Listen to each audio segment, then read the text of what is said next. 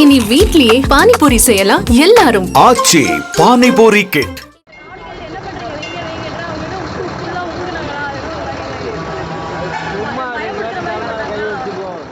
சேலம் மாவட்டத்தைச் சேர்ந்த இளைஞரும் ஒரு இளம்பெண்ணும் கடந்த 18ஆம் தேதியன்று இரவு சென்னையிலிருந்து சொந்த ஊருக்கு பேருந்தில் செல்வதற்காக சென்னை கோயம்பேடு தேர்தல் ஆணையம் அருகே நின்று கொண்டிருந்துள்ளனர்.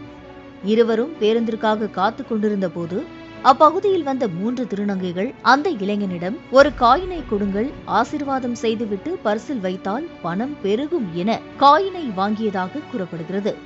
காயின் கேட்டாங்க, திருப்பி பர்ஸ்ல வச்சிரோம், பத்திரமா வச்சுக்கன்னு சொல்லி வைக்கும்போது 500 ரூபாய் எடுத்தாங்க பர்ஸ்ல இருந்து. பின்னர் மந்திரம் சொல்வது போல கூறிவிட்டு பர்சில் நானே வைத்து விடுகிறேன் என திருநங்கை ஒருவர் கூறியதாக சொல்லப்படுகிறது. இதனை நம்பி அந்த இளைஞரும் பர்சை திறந்தபோது உள்ளே இருந்த 500 ரூபாயை அந்த திருநங்கை பறித்துக் கொண்டதாக கூறப்படுகிறது.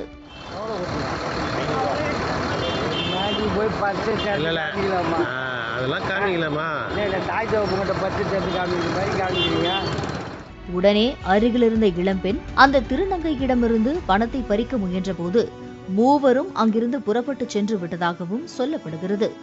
முதலில் 10 ரூபாய் கொடுத்தபோது வாங்க மறுத்து சிறிய காயினை கேட்டது இதற்குதான் என அந்த இளைஞருக்கு பின்புதான் தெரிய வந்துள்ளது.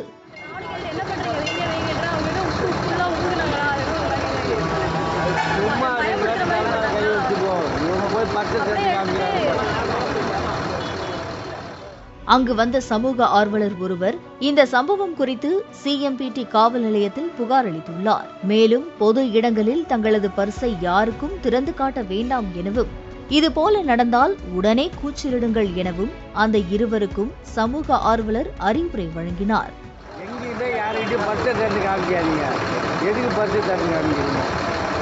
கேட்டு புடுங்க வேண்டியதானே, அவங்க எதனா அசிங்கமா 10 ரூபா கொடுத்தோம்.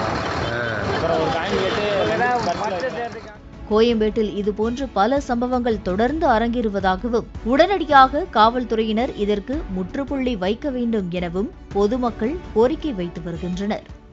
பர்ல கொடுத்துருக்கலாம்ல, எல்லாரும் கேட்டிருப்பாங்கல்ல, பர்ல கொடுத்தா எல்லாம் கேட்டிருப்பாங்கல்ல. இனி வீட்லயே பானிபூரி செய்யலாம் எல்லாரும். ஆச்சி பானிபூரி கிட்.